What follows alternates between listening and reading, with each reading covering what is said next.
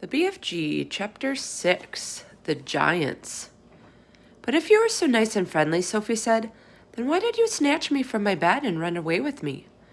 Because you saw me, the big friendly giant answered. If anyone is ever seeing a giant, he or she must be taken away hip switch. Why? Asked Sophie. Well, first of all, said the BFG, human beings is not really believing in giants, is they? Human beings is not thinking we exist. I do, Sophie said. Ah, but that is only because you've seen me, cried the BFG. I cannot possibly allow anyone, even little girls, to be seeing me and staying at home. The first thing you would be doing, you would be scuttling around yodeling the news that you were actually seeing a giant. And then a great giant hunt, a mighty giant look-see, will be starting up all over the world, with the human beings all rummaging for the great giant you saw, and getting wildly excited. People would be coming and rushing and bushing after me with goodness knows what, and they would be catching me and locking me into a cage to be stared at. They would be putting me into the zoo or the bumpkin house with all those squiggling hippo dumplings and crocodile-dillies. Sophie knew that what the giant said was true. If any person reported actually having seen a giant haunting the streets of a town at night, there would most certainly be a terrific hullabaloo across the world. I will bet you, the BFG went on, that you would have been splashing the news all over the wonky world, wouldn't you, if I hadn't wiggled you away? I suppose I would, Sophie said. And that would never do, said the BFG. So what will happen to me now? Sophie asked. If you do go back, you would be telling the world, said the BFG, most likely on the Telly Bumpkin Box and the radio squeaker. So you will just have to be staying here with me for the rest of your life. Oh no, cried Sophie.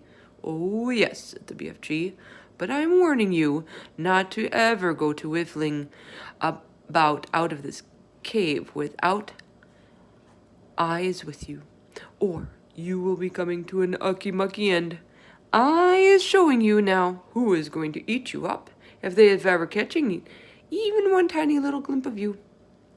The big friendly giant picked Sophie off the table and carried her to the cave entrance. He rolled a huge stone to one side and said, Peep out over there, little girl, and tell me what you is seeing. Sophie, sitting on the BFG's hand, peeped out of the cave. The sun was up now, and shining fiery hot over the great yellow wasteland with its blue rocks and dead trees. Is you seeing them? The BFG asked. Sophie, squinting through the glare of the sun, saw several tremendous tall figures moving among the rocks about 500 yards away.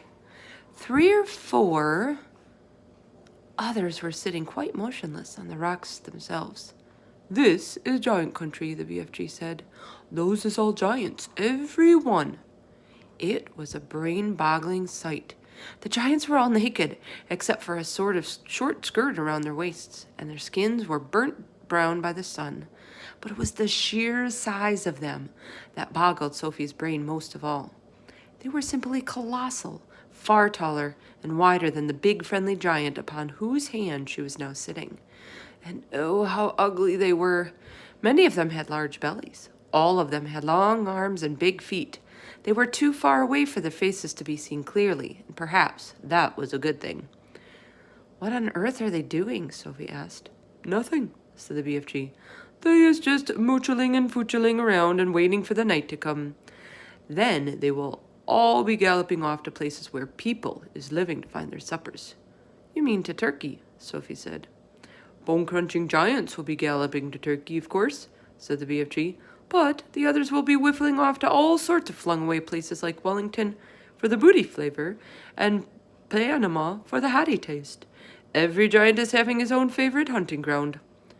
Do they ever go to England? Sophie asked.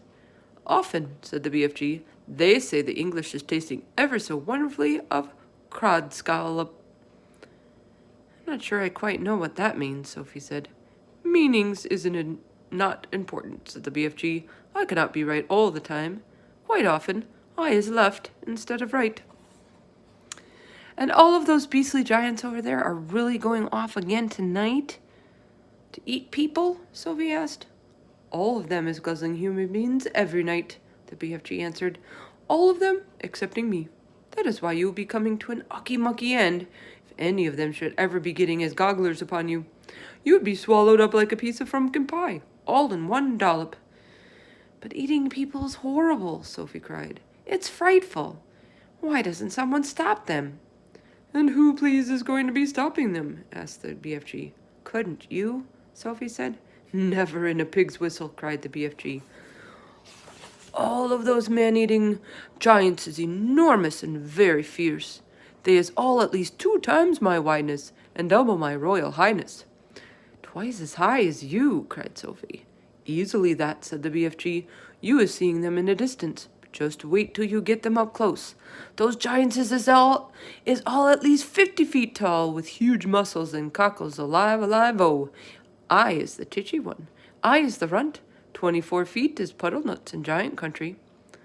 You mustn't feel bad about it, Sophie said. I think you are just great. Why, even your toes must be as big as sausages.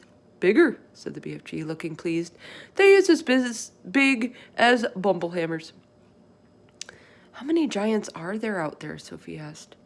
9 altogether, answered the BFG.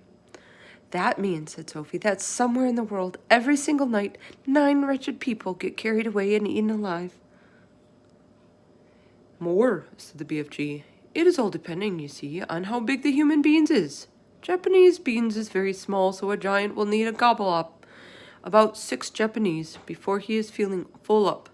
Others, like the Norway people and the Yankee Doodles, is ever so much bigger, and usually 2 or 3 of those makes a good tuckin'. But do these disgusting giants go to every single country in the world? Sophie asked.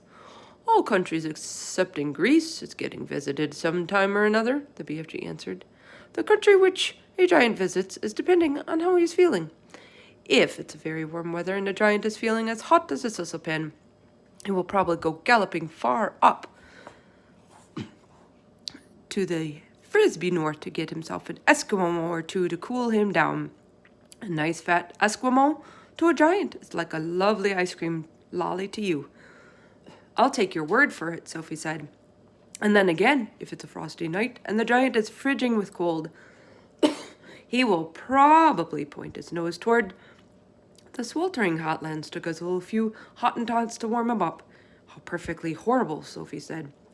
Nothing hots a cold giant up like a hot Hottentot, the BFG said.